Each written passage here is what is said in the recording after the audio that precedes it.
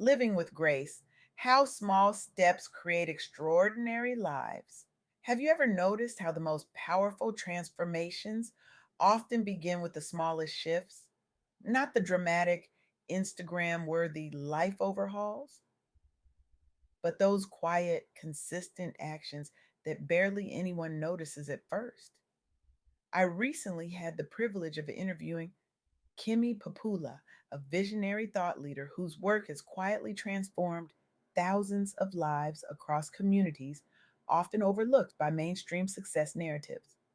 Her framework, what she calls living with grace, has become nothing short of revolutionary for Black professionals and entrepreneurs seeking to thrive authentically in spaces not always designed for them.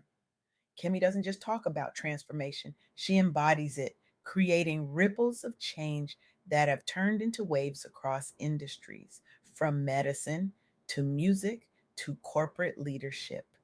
What struck me most about my conversation with Kimmy wasn't just her wisdom, but how she's managed to distill complex principles of human flourishing into a framework so accessible that anyone, regardless of circumstance, can begin implementing it today. Grace isn't just a beautiful word. In Kimmy's framework, it's an acronym that stands for gratitude, reflection, affirmations, connections, and empathy. Let's be honest.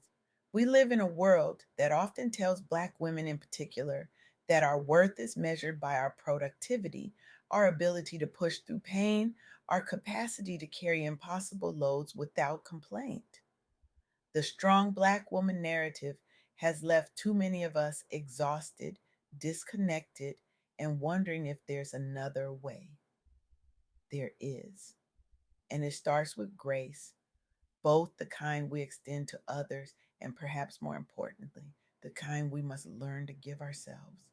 Gratitude seems simple, almost cliche, right? Write down three things you're thankful for. Post a blessed caption. Move on with your day. But what Kemi taught me is that gratitude practiced with intention becomes revolutionary. It's not just listing what's good, it's training your brain to hunt for possibility, even when circumstances scream limitation. During our interview, Kimmy shared the story of Kemi Sulola, an independent singer songwriter navigating the music industry as a Black woman. The odds weren't exactly stacked in her favor. The music industry can be brutal for anyone, let alone someone facing both gender and racial barriers. But Sulola made gratitude her daily practice, not just for the big wins, but for the struggles that shaped her artistry. Every rejection taught me something about my sound, Sulola told Kimmy. Every closed door forced me to find my authentic voice rather than chasing what was trendy. This wasn't toxic positivity, this was strategic gratitude, the kind that acknowledges hardship while refusing to be defined by it. Today, Sulola Studio has become a hub for creative well being among young musicians, particularly those from marginalized backgrounds. Her gratitude practice didn't just change her life, it created space for others to thrive. But gratitude alone isn't enough. That's where reflection enters the picture. Reflection isn't just looking back, it's looking inward with curiosity rather than judgment. It's asking, what patterns am I noticing? What's working? What needs adjustment? Where am I spending energy that doesn't serve my highest purpose? Dr. Alufo Kimi A board certified dermatologist recognized among Maryland's top 100 women, credits consistent reflection for her ability to balance excellence in patient care with her passion for mentoring the next generation of doctors.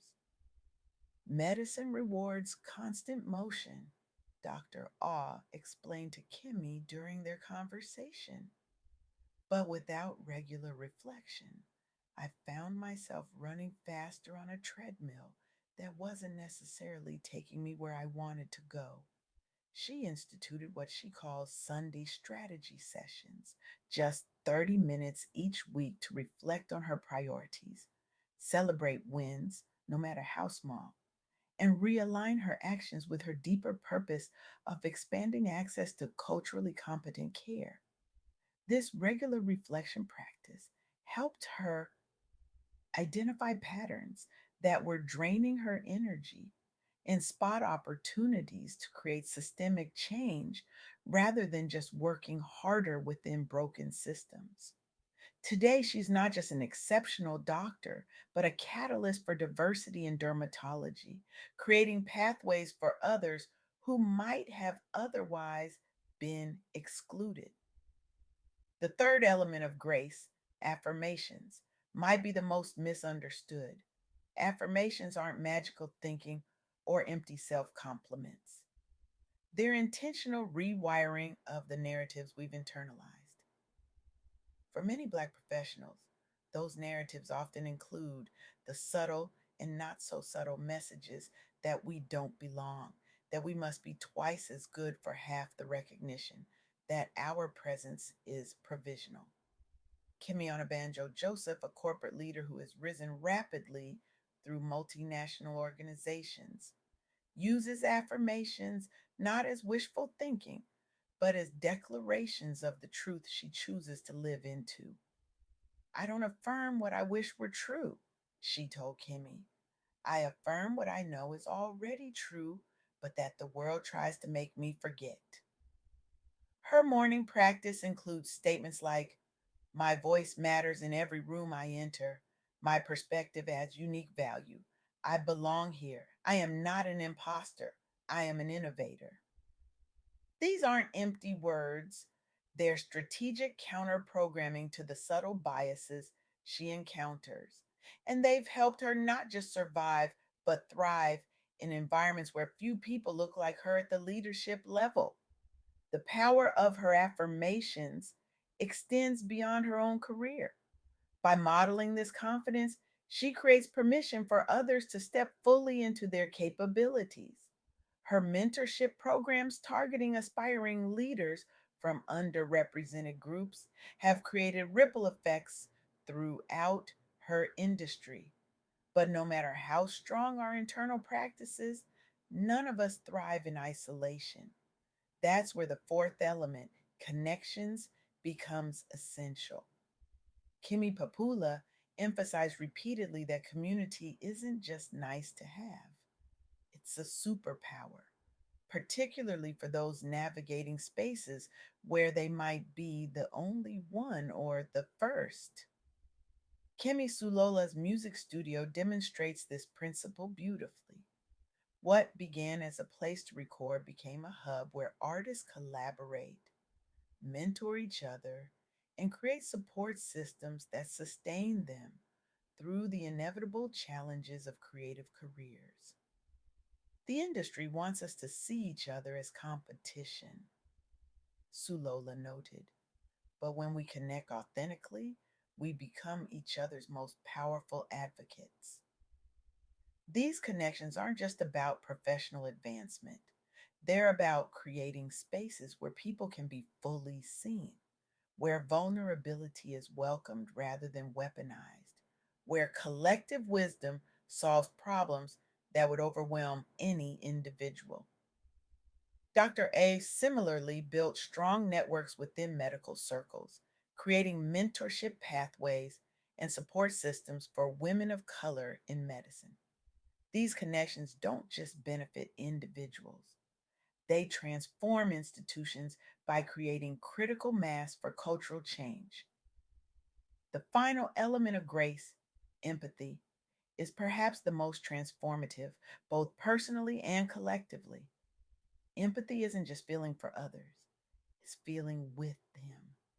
It's the willingness to step into another's experience without immediately trying to fix, judge, or minimize it. And it begins, Kemi insists, with extending that same grace to ourselves. We cannot offer others what we haven't first given ourselves, she told me. Self empathy is the foundation for authentic connection with others. Anna Banjo Joseph exemplifies this principle in her leadership approach. Rather than adopting the harsh, hierarchical style that characterized many of her early bosses, she champions empathetic workplace cultures where diverse voices are heard and human needs are honored alongside business objectives. The old model says, leave your personal life at the door, she explained. But that's impossible, and it's also a waste of human potential. When people feel safe bringing their whole selves to work, innovation flourishes. Her empathetic leadership style hasn't made her soft in the conventional sense. In fact, it's made her more effective. Her teams consistently outperform expectations because people feel valued, understood, and motivated by purpose rather than fear. What's remarkable about these five elements, gratitude, reflection, affirmations, connections, and empathy, is that none requires massive life overhauls or privileged circumstances to implement. Each can begin with just 5 minutes a day. 5 minutes to write down three specific things you're grateful for. 5 minutes to reflect on what's working and what needs adjustment. 5 minutes to affirm the truths you're choosing to live into. 5 minutes to reach out and strengthen a meaningful connection. 5 minutes to practice empathy for yourself and others. That's 25 minutes a day that could transform everything. As Kemi Popoola puts it, small steps taken consistently create paths where there were none before. The beauty of this approach is its accessibility. You don't need special equipment, inexpensive retreats, or even large blocks of uninterrupted time, though those things can be wonderful when available. You just need the commitment to small, consistent actions aligned with your deepest values. So here's my challenge to you. What if, starting today, you chose one element of grace to practice intentionally? What if you sent someone a note expressing specific gratitude? What if you took 5 minutes before bed to reflect on what went well today? What if you wrote an affirmation that counters a limiting belief you've internalized? What if you reached out to strengthen a connection that matters to you? What if you practiced empathy for yourself first and then for someone else in your life? Here's what I know for certain: the world doesn't need more exhausted achievers running on empty. It needs whole centered individuals who lead from abundance rather than scarcity, who understand that true power comes not from pushing harder, but from aligning more deeply with purpose and community. Your worth isn't measured by your productivity. Your value doesn't depend on constant motion. Your impact isn't limited to your job title or public accomplishments. I want you to imagine for a moment a world where we all lived with grace, where gratitude replaced comparison, where reflection trumped mindless hustle, where affirmations drowned out limiting beliefs, where connections outweighed competition, where empathy superseded judgment. That world isn't some distant utopia. It's being built right now, one small step at a time, by people like Kemi Sulola, Dr. All, and Anna Banjo Joseph, by people like Kemi Popoola, who dared to imagine a different way. And it can be built by you. The revolution we need won't be announced with fanfare. It will happen in quiet moments of choice, when you decide to begin your day with gratitude instead of scrolling, when you choose reflection over reaction, when you affirm your worth instead of questioning it, when you nurture a connection instead of networking for advantage, when you respond with empathy instead of indifference.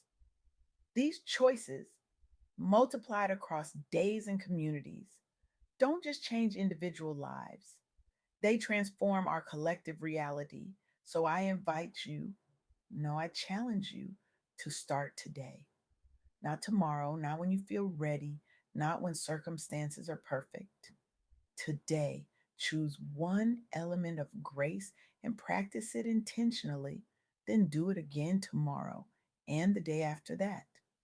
Because the extraordinary life you're seeking isn't waiting for you somewhere in the distant future. It's being created right now, in this moment, through the small steps you choose to take. The path of grace isn't always easy, but it is always worth it. And you are never, ever walking it alone.